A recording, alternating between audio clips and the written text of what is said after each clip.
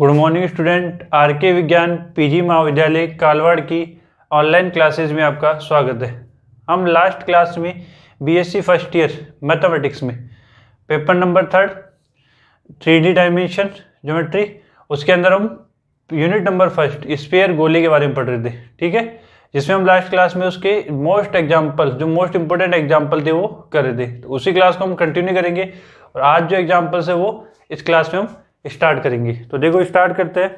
एक और दो एग्जाम्पल्स और रहेगी इस एक्सरसाइज के, ठीक है ना। फर्स्ट एक्सरसाइज की स्फीयर की पहली एक्सरसाइज की, फिर सेकंड वाले करेंगे, फिर थर्ड वाला करेंगे। स्फीयर की इक्वेशन से जो क्वेश्चन थे ना, व्यापक समीकरण से जो क्वेश्चन थे वो अब इस क्लास में हो जाएंगे, अगली क्लास में या इस क्लास में। फिर उसके बाद करेंगे हम नेक्स्ट क्लास में अगला जो डेरिवेशन है स्फीयर का वो करेंगे।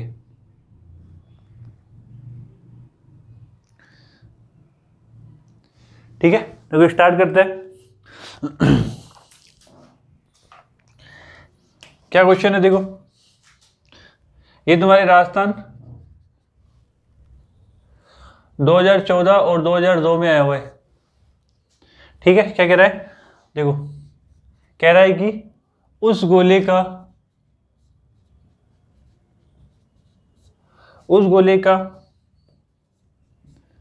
समीकरण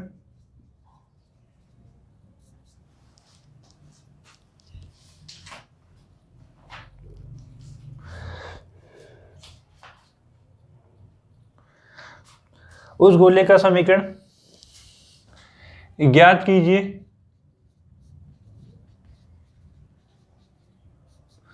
उस गोले का समीकरण ज्ञात कीजिए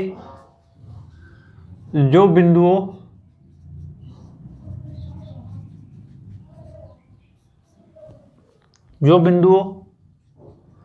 1 0 0 0 1 0 और 0 0 1 से गुजरता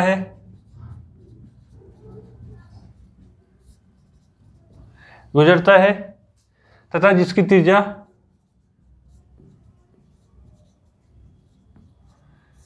त्रिज्या न्यूनतम हो।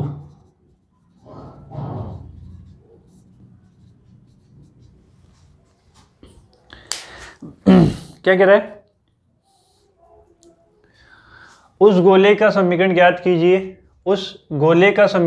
कीजिए जो बिंदुओं 1 0 0 0 1 0 0 0 1 से गुजरता है तथा जिसकी त्रिज्या क्या है, न्यूनतम हो। तो वही सॉल्यूशन करेंगे। लास्ट में तुमने 10th क्लास में पढ़ रखा होगा मैक्सिमम मिनिमा, है ना, न्यूनतम और उच्चतम। तो वो न्यूनतम तो मैक्सिमम मिनिमम लगाएंगे यहाँ पे। पहले अपन क्या करेंगे, गोले का समीकरण निकालेंगे जो कि इन तीनों पॉइंट से पास होता है। उसके बाद जो समीकरण आ जाएगा उसके लिए हम देखेंगे उसकी त्रिज्या क्या है, न्यूनतम है। ठीक है, तो देखो स्टार्ट करते हैं सॉल्यूशन। माना गोले का व्यापक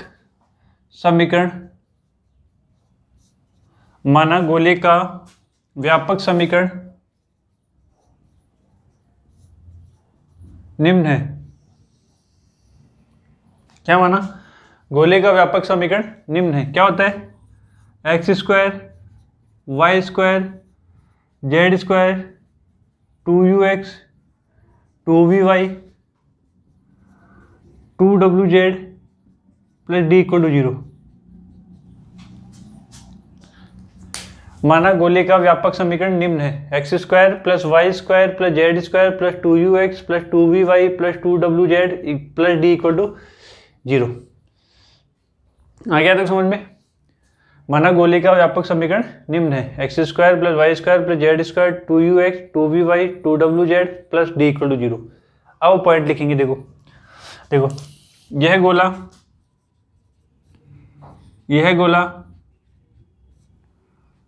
बिंदुओं 1 0 0 0 1 0 और 0 0 1 से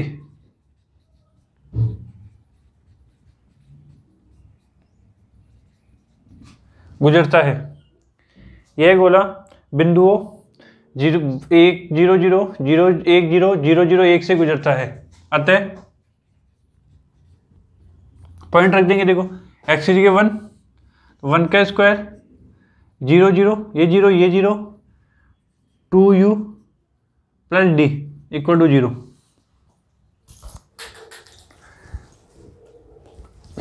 ठीक है, यहां से देखो d की वैल्यू क्या, u की वैल्यू क्या आ जाएगी, u की वैल्यू निकालेंगे d 1 माइनस डी, तो क्या हो जाएगा माइनस का, और u के साथ 1/2 है तो 1/2 और d प्लस 1। ऐसे ही दूसरे पॉइंट पे 1 का square 2v plus D equal to 0। यहाँ से v की वैल्यू आ जाएगी -1/2 d प्लस 1। आई चीज समझ में? ऐसे देखो 1 का स्क्वायर 2w प्लस डी, यहाँ से w की वैल्यू आ जाएगी, क्या आ जाएगी -1/2 d प्लस 1। आगे समझ में आता है? माना गोले का व्यापक समीकरण ये हो गया, यह गोला बिंदुओं 1 0 0, 0 1 0 और 0 0 1 से गुजरता है। अतः 1 का square plus 2u plus D equal to 0, तो u की वैल्यू -1/2 डी प्लस 1। 1 का square plus 2v plus D equal to 0, तो v की वैल्यू -1/2 डी प्लस 1। ऐसे 1 का square plus 2w plus D equal to 0, तो यहाँ से w की वैल्यू -1/2 डी प्लस 1। आगे समझ में यहाँ तक? आगे देखो, गोले की त्रिज्या, क्योंकि मुझे त्रिज्या को न्यूनतम बताना है, त्रिज्या निकालेंगे। गोले की त्रिज्या माना r है, अतः गोले का समीकरण बनाने की जरूरत नहीं है, क्योंकि त्रिज्या को न्यूनतम बताना, त्रिज्या निकालनी है अपने को। तो देखो क्या हो जाएगा, r square equal to u square v square w square minus D, ये होता है फॉर्मूला। देखो सॉल्व करो, u की वैल्यू -1/2 डी प्लस, तो हो जाएगा -1/2 डी प्लस 1 का होल स्क्वायर। v की वैल्यू -1/2 डी प्लस 1 का होल स्क्वायर, और w की वैल्यू -1/2 डी प्लस 1 का होल स्क्वायर और माइनस डी। आइए समझ में आता है? अब सॉल्व करेंगे, देखो इधर सॉल्व करेंगे तो क्या हो जाएगा, r स्क्वायर इक्वल टू -1/2 का स्क्वायर 1/4, 1/4 1/4 3 बार है तो 3/4 और d प्लस 1 का होल स्क्वायर और माइनस डी। ठीक है, आगे देखो समझ में आ गया तक? अब मुझे ये r तो मेरे पास आ गई, इसको मुझे क्या बताना, न्यूनतम बताना है, तो r स्क्वायर कुछ ना कुछ मान लूंगा। देखो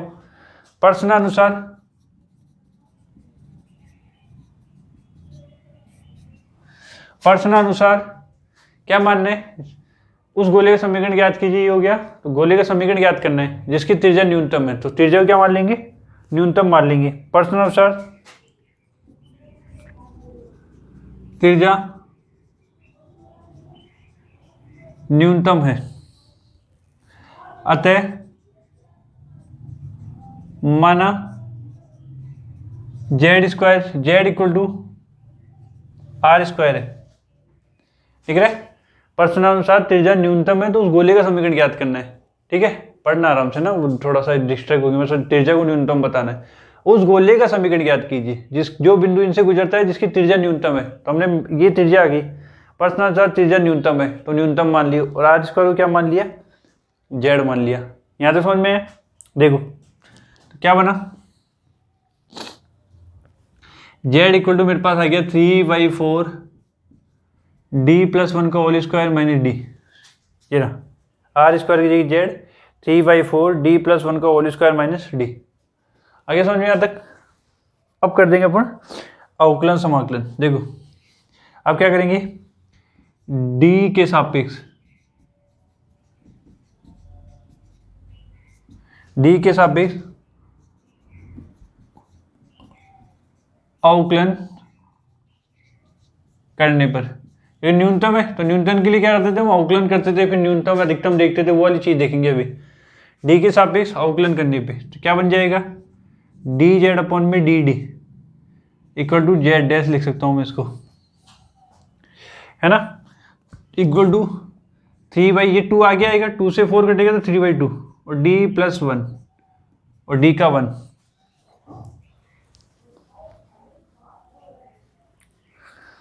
अब आगे क्या करेंगे, देखो यहां z यानी r² न्यूनतम त्रिज्या है, न्यूनतम के लिए क्या करते थे हम, जेड डैश को 0 के इक्वल लेते थे, अतः जेड डैश इक्वल टू क्या हो जाएगा, 0 हो जाएगा, क्या हो जाएगा 0 और कर दो 0, 3/2 d + 1 - 1 इक्वल टू 0। सॉल्व करोगे तो d की वैल्यू आ जाएगी -1/3 और जैसे ही -1/3 <0 आ गई तो अपने आप मुझे पता चल गया -1/3 आएगी प्लस आएगी +1/3 ग्रेटर देन, और जैसे ही ग्रेटर देन 0 आ गई धनात्मक आ गई, और धनात्मक आते ही मुझे साफ साफ पता चल जाएगा कि ये त्रिज्या क्या है, न्यूनतम है। नेगेटिव आती है तो अधिकतम, इसका 0 रखते हैं तो, और पॉजिटिव आती है तो न्यूनतम। समझ में आ गया, आगे देखो, ठीक है, यहाँ तो कुछ गड़बड़ है, डी की वैल्यू उल्टा है ना, वो उल्टा बोल दिया मैंने, डी की वैल्यू तो क्या आएगी 1 उधर जाएगा, माइनस का 1/3 आएगी <0। ठीक है, ये तो हो गया, कम आ गई तो न्यूनतम त्रिज्या है तो नेगेटिव आ गई। ठीक है, अब क्या करेंगे हम, जेड डबल डैश निकालेंगे, वो क्या हो जाएगा 3/2, ये आ गया 0 से, ये धनात्मक।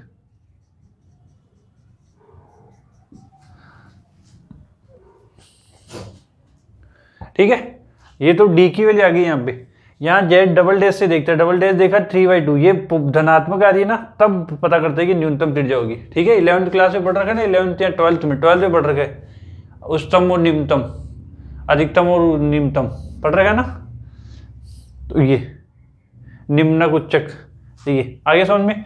डबल डैश निकाला, पॉजिटिव है, पॉजिटिव है तो ये क्या हो गया धनात्मक हो गया, धनात्मक होती क्या होगी, त्रिज्या न्यूनतम होगी, अतः त्रिज्या d बराबर -1/3 के लिए न्यूनतम होगी।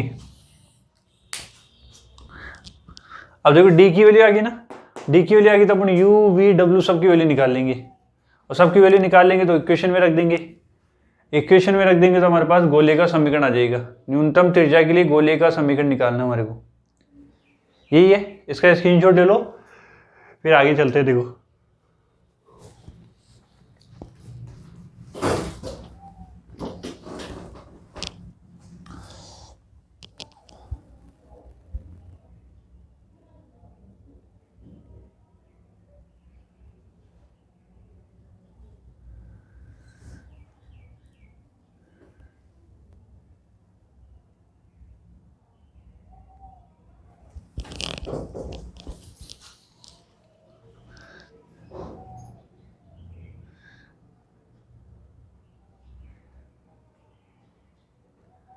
ले लिया स्क्रीनशॉट, देखो दोबारा समझा रहा हूं, क्या बोला, उस गोले का समीकरण ज्ञात कीजिए जो बिंदुओं 1 0 0 0 1 0 0 0 1 से गुजरता है तथा जिसकी त्रिज्या न्यूनतम हो, जिसकी त्रिज्या क्या हो, न्यूनतम हो। मैंने क्या माना गोले का व्यापक समीकरण निम्न है, क्या बोलिए, माना गोले का व्यापक समीकरण निम्न है, x² + y² + z² + 2ux + 2vy + 2wz + d = 0। और ये गोले का जो समीकरण है मुझे ज्ञात करना है, वो जो है 1 0 0 0 1 0 0 0 1 से गुजरता है। पहले ये पॉइंट रखा, x की जगह 1 रखा, y z 0 2u d, यहाँ से u की वैल्यू निकाली, 1 + d उधर जाएगा, माइनस के हो जाएंगे, माइनस कॉमन ले लिया, u के साथ 2 है, अपॉन में जाएगा तो 1/2 माइनस का d+1। इसको सॉल्व किया तो v की वैल्यू माइनस का 1/2 d+1। इसको सॉल्व किया तो w की वैल्यू माइनस का 1/2 d+1। इसे बोला है कि जिसकी त्रिज्या न्यूनतम है तो त्रिज्या निकाल लेंगे। गोले की त्रिज्या माना r है, अतः r square equal to u square v square w square minus D. u की वैल्यू रख दी, v की वैल्यू रख दी, w की वैल्यू रख दी माइनस डी। ये 3 बार है तो देखो 1 1 1 तो 3, 2 का स्क्वायर 4 तो 4, t+1 का होल स्क्वायर और माइनस का डी। मुझे पता है कि प्रश्नानुसार त्रिज्या न्यूनतम है तो मैंने r स्क्वायर को z मान लिया। ठीक है, मान लिया जी। d के सापेक्ष अवकलन, क्योंकि d का फंक्शन है ये, तो d के सापेक्ष अवकलन करने पर ये हो गया z डैश, ये 2 आगे आएगा, 2 से 4 कटा 3/2 d+1 और -1 आ गया। तो समझे, आगे देखो, यहाँ z बराबर r स्क्वायर न्यूनतम त्रिज्या है, अतः z डैश इक्वल टू 0। यहाँ z बराबर क्या है, r स्क्वायर न्यूनतम त्रिज्या है, अतः z डैश बराबर क्या हो गया, 0 हो गया। देखो समझो, 3/2 d+1 -1 न्यूनतम त्रिज्या है तो z डैश को 0 लेते हैं। इसको सॉल्व करके d की वैल्यू निकाल ली।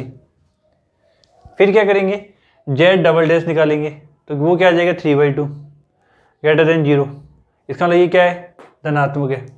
क्या है, धनात्मक। ये धनात्मक है तो त्रिज्या न्यूनतम होगी, अतः त्रिज्या d इक्वल टू -1/3 पर के लिए न्यूनतम है, इसको देख के। ठीक है, न्यूनतम होगी। तो अब गोले का समीकरण निकालेंगे। देखो स्क्रीनशॉट ले लिया था, इधर वाले को मिटा रहा हूँ। देखो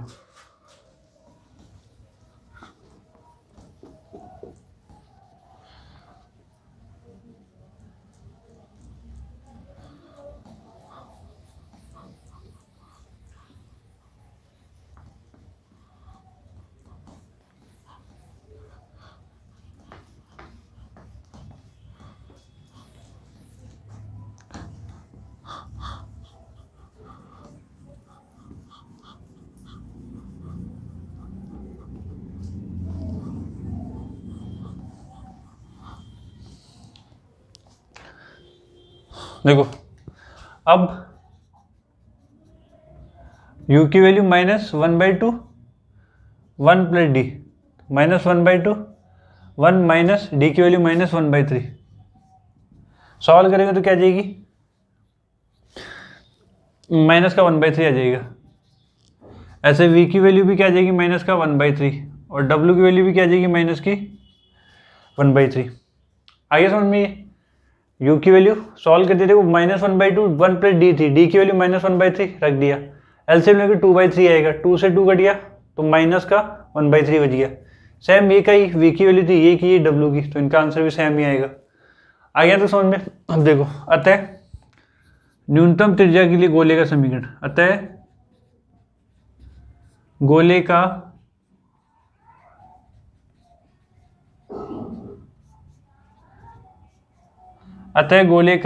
समीकरण, अतः गोले का समीकरण क्या होगा, देखो x² plus Y square plus Z square -2 1/3 u x -2 1/3 y -2 1/3 z और -1/3 इक्वल टू 0। डी की वैल्यू सॉल्व कर लो, क्या बन जाएगा, देखो 3x² 3y² 3z², ये 3 एलसीएम में ले लिया तो -2x -2y -2z और -1 इक्वल टू 0।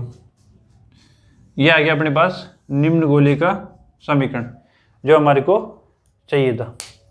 ये न्यूनतम त्रिज्या के लिए ये है वो गोले का समीकरण जिसके लिए त्रिज्या क्या होगी, न्यूनतम होगी। आगे समझ में, ये इसका स्क्रीनशॉट ले लो, फिर आगे चलते देखो।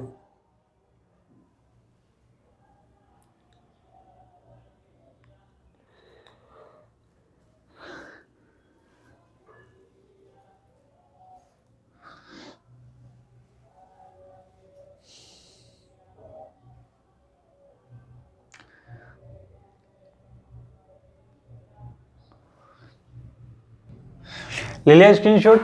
देखो नेक्स्ट पे चलते हैं। अब नेक्स्ट क्वेश्चन करेंगे, ये समझ में आई क्या? नेक्स्ट क्वेश्चन पे चलते हैं। देखो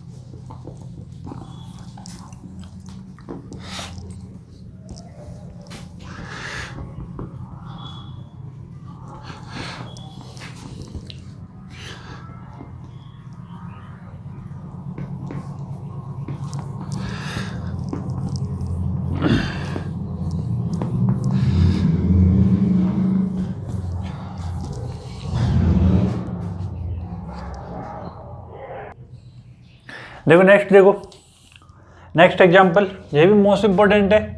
राजस्थान 2009 और 2015 में आया हुआ है। क्या है? देखो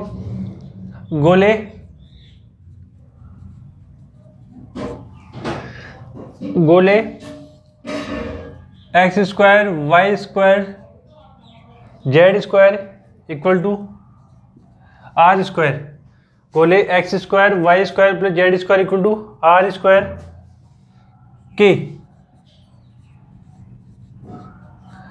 किसी बिंदु गोले x square Y square Z square equal to are square के किसी बिंदु पर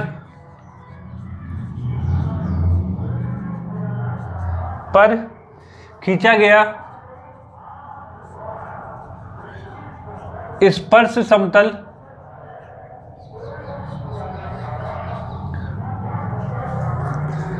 निर्देशांक अक्षों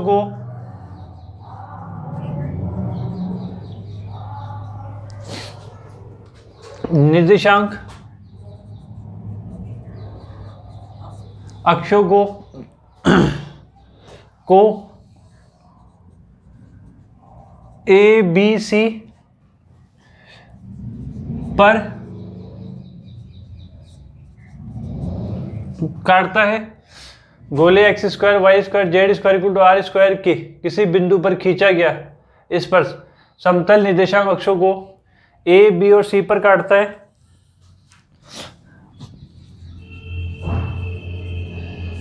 सिद्ध कीजिए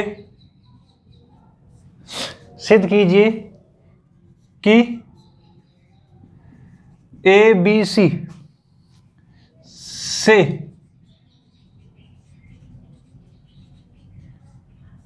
निर्देशी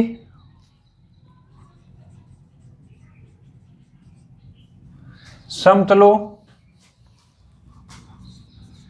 के समांतर कहता है। सिद्ध कीजिए कि ए बी सी से निर्देशित समतलों के समांतर खींचे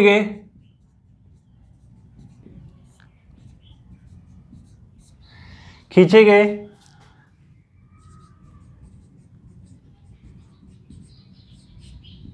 समतलों के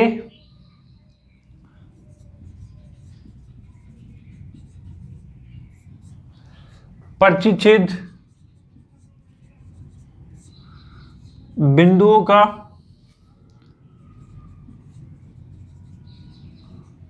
बिंदुपथ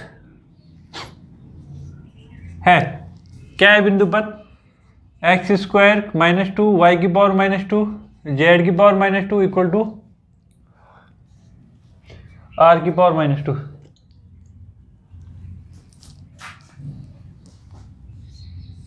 ये बिंदुपथ है, ये बताना है हमारे को।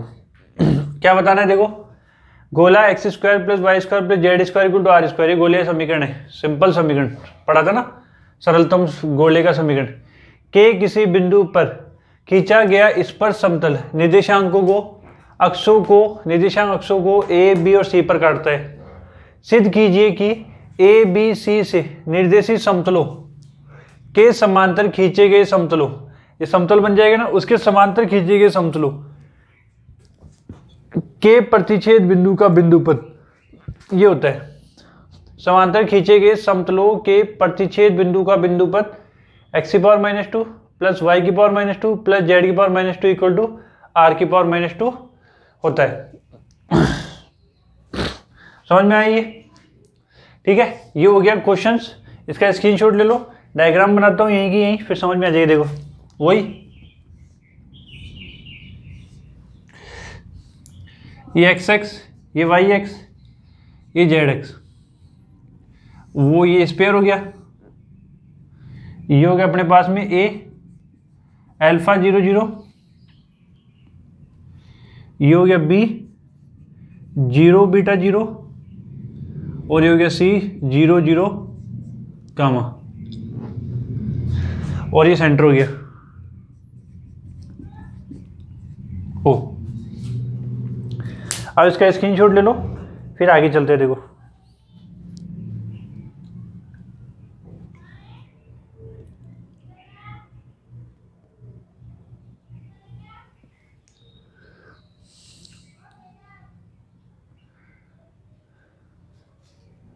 ले लिया स्क्रीनशॉट। अब देखो प्रूफ, देखो इसका।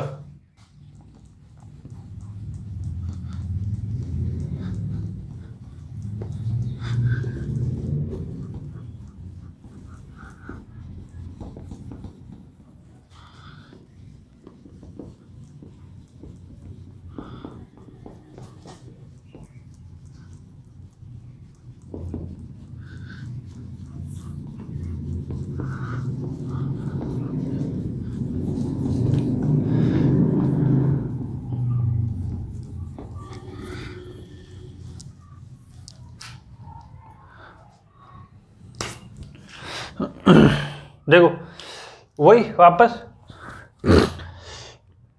क्या सॉल्यूशन, देखो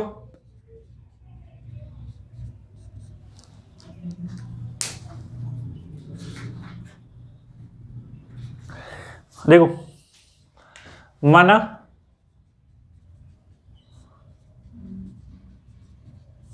गोले का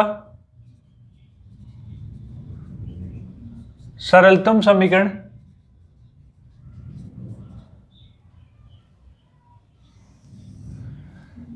निम्न है। माना गोले का सरलतम समीकरण निम्न है। क्या है? x² plus y² plus z² equal to r²। इसको है ना, जो कि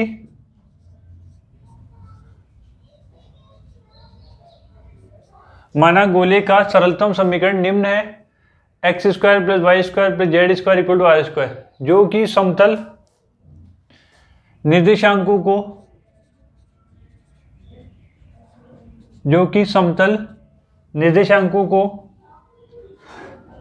को a अल्फा 0 0, b 0 बीटा 0 तथा c 0 0 गामा पर काटता है।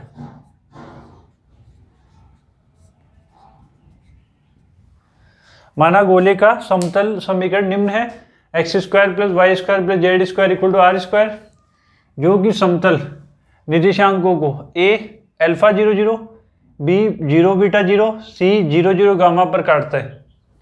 ठीक है,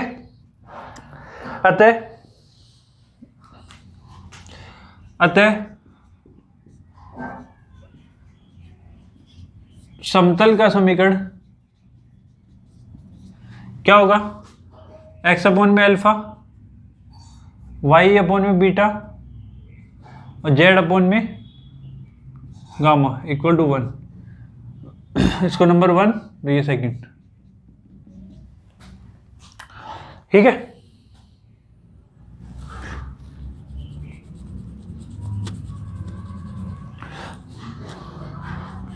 आगे देखो, चूंकि क्वेश्चन में बोला था, जो लिख रहा हूं वो क्वेश्चन में बोला, देखो क्या बोला था, चूंकि समतल सेकंड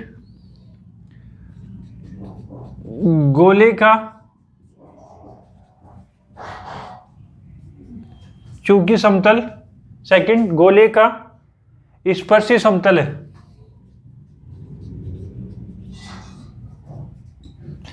चूंकि समतल सेकंड गोले का स्पर्शी समतल है, अतः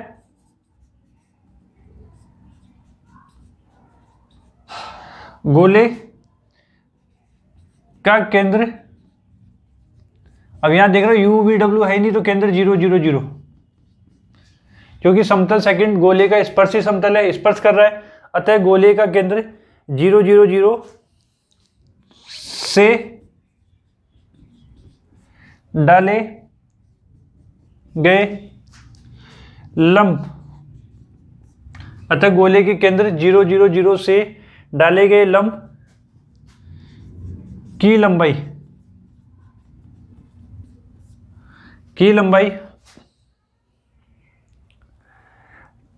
त्रिज्या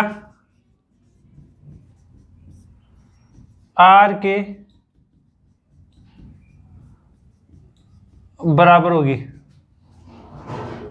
और ये r निकालने के लिए अपन पहले करते थे 0 बटे अल्फा, 0 बटे बीटा, 0 बटे गामा -1। याद है r निकालने के लिए अपन मोड r निकालते थे, कोई भी समतल प्लेन 0 बटे अल्फा, 0 बटे गामा, 0 बटे बीटा, 0 बटे गामा -1 अपॉन में 1 अपॉन अल्फा, रूट में इसका कोफिशिएंट 1 अपॉन अल्फा का स्क्वायर, 1 अपॉन बीटा का स्क्वायर, 1 अपॉन गामा का स्क्वायर। ये होती थी r किसी लंब की लंबाई पे। क्या बोला देखो, क्योंकि समतल सेकंड गोले का स्पर्शी समतल है, स्पर्श कर रहा है उसको, क्योंकि सिंपल समीकरण है ये, अतः गोले के केंद्र 0 0 0 से, इससे दिख रहा है कि यू वी डब्ल्यू है नहीं तो केंद्र 0 0 से डाले गए लंब की लंबाई त्रिज्या r के बराबर होगी। ठीक है ना, उससे समतल पे ही है, वो प्लेन है तो उसकी त्रिज्या की लंबाई जो होगी उस पर डाले गए लंब, जैसे त्रिज्या की लंबाई है स्फीयर की, और ये इस समतल प्लेन पे, ये इस प्लेन पे वो समतल है, तो वो लंबाई, लंब की लंबाई और त्रिज्या की लंबाई क्या होगी, बराबर होगी। तो r लंब की लंबाई निकाल ली, 0 बटे अल्फा प्लस 0 बटे गामा प्लस 0 बटे बीटा प्लस 0 बटे गामा -1 अपॉन रूट में 1 अपॉन अल्फा का स्क्वायर, 1 अपॉन बीटा का स्क्वायर, 1 अपॉन गामा का स्क्वायर। आ गया तो समझ में। आगे देखो, इसको सॉल्व करेंगे तो r इक्वल टू, ये देखो 0 upon alpha 0, 0 upon beta 0, 0 upon gamma 0, -1 का +1 तो 1 अपॉन में नीचे आ जाएगा, रूट में 1 upon alpha square, 1 upon beta square, 1 upon gamma square. इससे मेरे पास r स्क्वायर आ जाएगा, क्या आएगा, इससे मेरे पास r स्क्वायर, दोनों तरफ स्क्वायर करूंगा तो 1 upon alpha square, 1 upon beta square, 1 upon gamma square.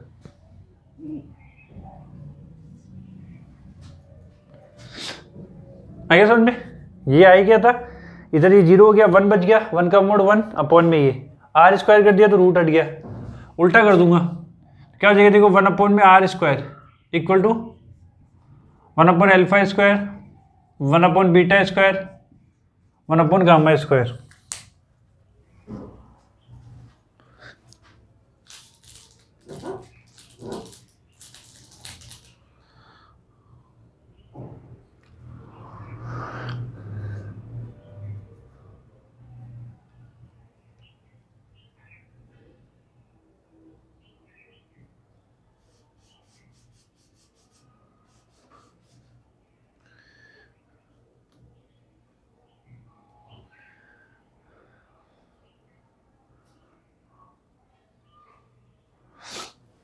आ गया तो समझ में। आगे देखो, अब वापस देखो, ये मेरे पास r की वैल्यू आ गई, इक्वेशन में। अब वही अल्फा बीटा गामा की जगह वो पॉइंट रखेंगे एफ जी एच मान के और वो बिंदु पता आ जाएगा। ठीक है, आर की फॉर्म में बन ही गया। अब देखो आगे, क्योंकि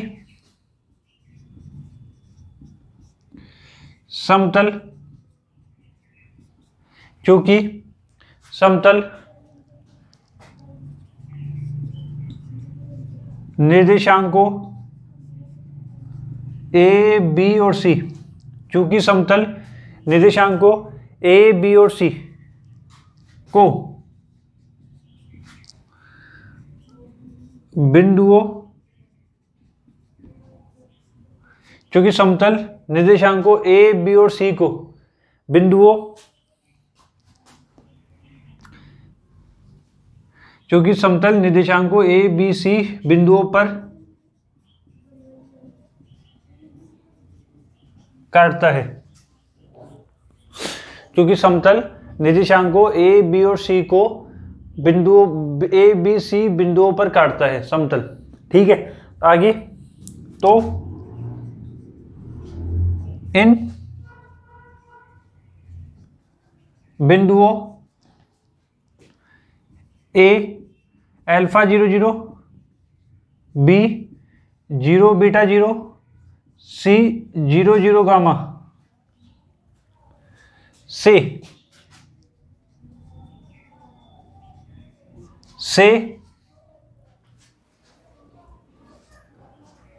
इन बिंदुओं ए अल्फा 0 0, बी 0 बीटा 0, सी 0 0 गामा से जाने वाले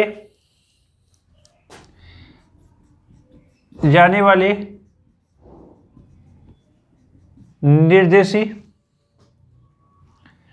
समतलों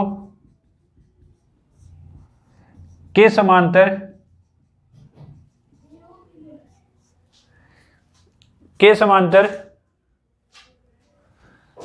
समतलों के समीकरण।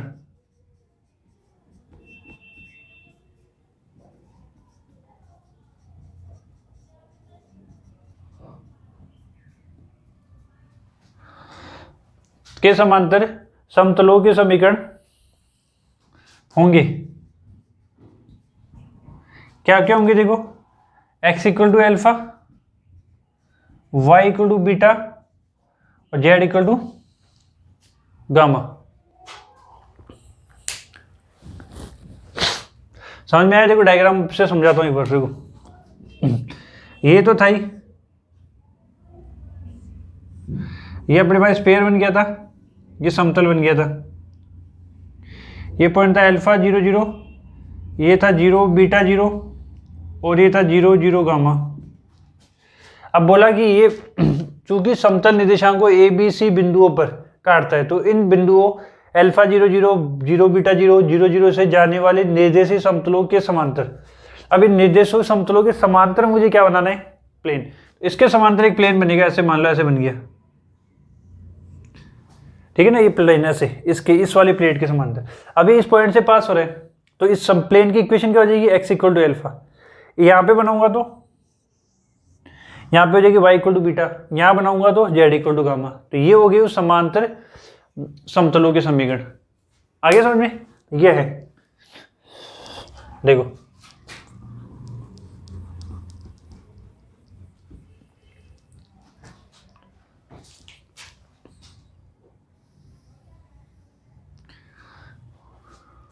आ गया। आगे देखो, यहां तक समझ में आ गया? इसको लिख लो, फिर आगे वापस देखो, इधर वापस करते हैं इसको, इसका स्क्रीनशॉट ले लो, फिर आगे चलते हैं। देखो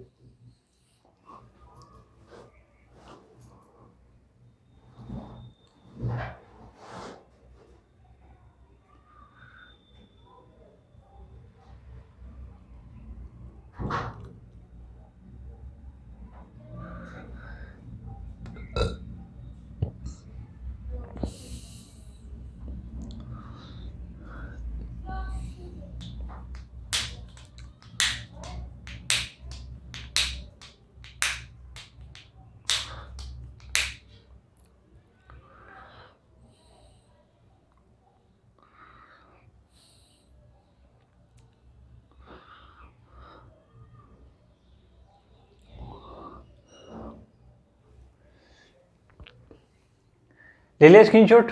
दोबारा समझा रहा हूँ, देखो एक बार समझ लो। क्या बोला था पहले?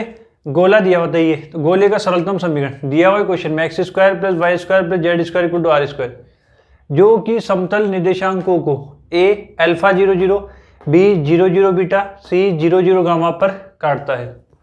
अतः समतल का समीकरण X upon alpha plus Y upon beta plus Z upon gamma equal to 1। चूंकि समतल सेकंड गोले का स्पर्शी समतल, स्पर्श कर रहा है उसको क्योंकि इसमें केंद्र 0 0 है, अतः गोले का केंद्र 0 0 0 होगा। से डाले गए लंब की लंबाई उसकी त्रिज्या आर के बराबर होगी, ये मैंने समझा दिया तुम्हारे को, ठीक है। आर इक्वल टू क्या हो गया, ये निकालते हैं अपन 0 0 से, तो 0 upon alpha 0 upon beta 0 upon gamma -1 upon root में 1 upon alpha square 1 upon beta square 1 upon gamma square. ये खत्म हो गया, ऊपर 1 का मोड 1, ये नीचे ऐसे कैसे आ गया, दोनों साइड स्क्वायर करूंगा आर स्क्वायर, इधर 1 upon 1 plus upon alpha square 1 upon beta square 1 upon gamma square, reciprocal कर दिया, इधर हो गया 1 upon R square equal to 1 upon alpha square 1 upon beta square 1 upon gamma square.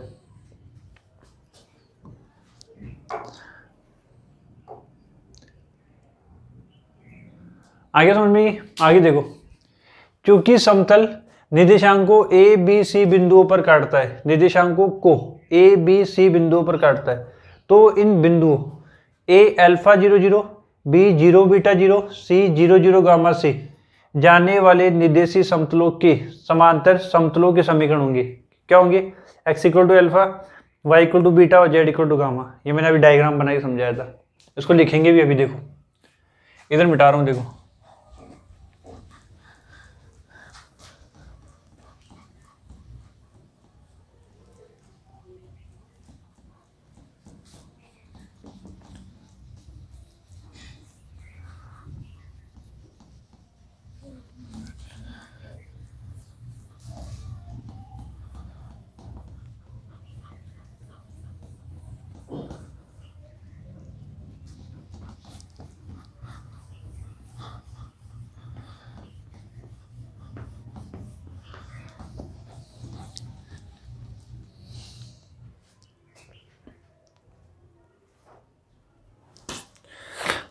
देखो समझो। देखिए देखो क्या, जो क्रम में से देखो यहाँ x इक्वल टू अल्फा है, तो ये वाई जेड समतल को, जो क्रम में से वाई जेड समतल, दूसरा वाला एक्स जेड समतल, तीसरा एक्स वाई समतल, जो क्रम में से वाई जेड समतल, एक्स जेड समतल ये वाला, और ये एक्स वाई समतल पर क्या करता है, के समांतर है।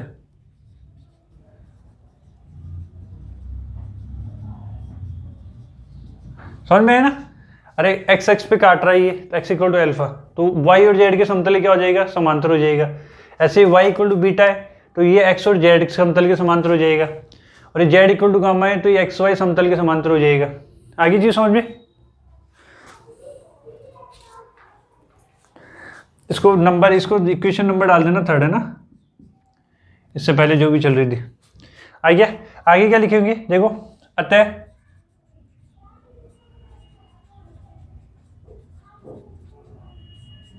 समीकरण 3 से, अतः समीकरण 3 का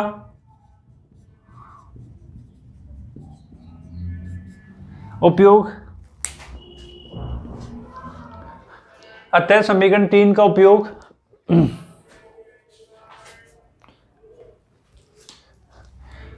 समीकरण 3 का उपयोग समीकरण, इसको 2 नंबर नहीं डालते क्या, इसको 2 नंबर डाल देना, 2 तो पहले, हाँ 2 तो पहले हो गया था, ये 4। अतः समीकरण 4 का उपयोग समीकरण 3 में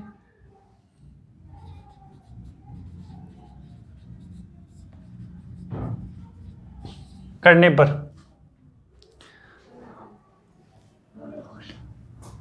अतः समीकरण 4 का उपयोग समीकरण 3 में करने पर क्या हो जाएगा, देखो 1 अपॉन अल्फा की वैल्यू एक्स, तो एक्स स्क्वायर, 1/x², बीटा की वैल्यू वाई, तो Y square, 1/z² equal to 1/r²। आ गया। इसको मैं क्या लिख सकता हूँ,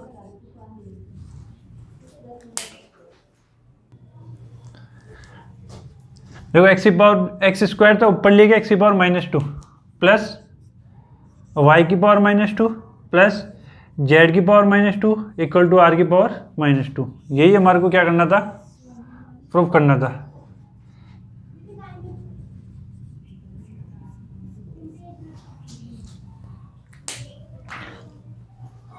आया समझ में?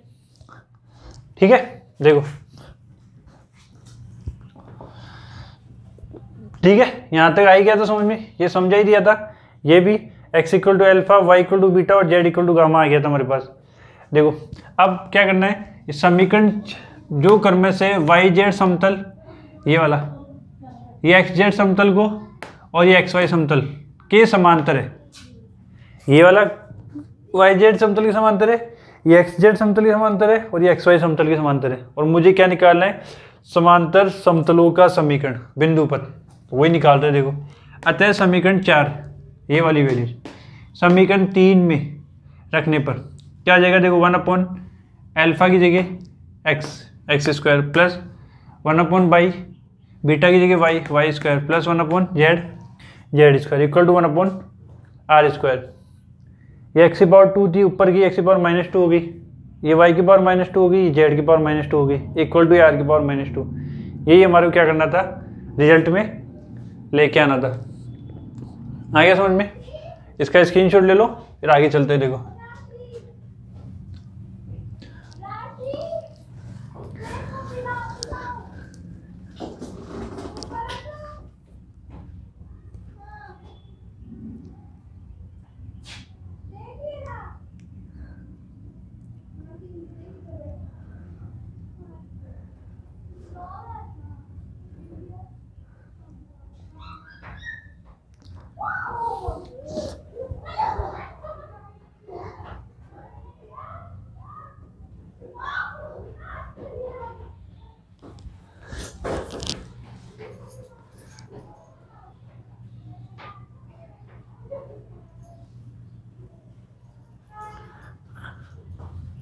ले लिया स्क्रीनशॉट। इसके साथ ही तुम्हारी इस पेयर की एक्सरसाइज ए कंप्लीट होगी। अगली एक्सरसाइज है यानी एक्सरसाइज बी, वो हम अगली क्लास में करेंगे। ठीक है, इस क्लास में इतना ही करेंगे। थैंक यू, धन्यवाद।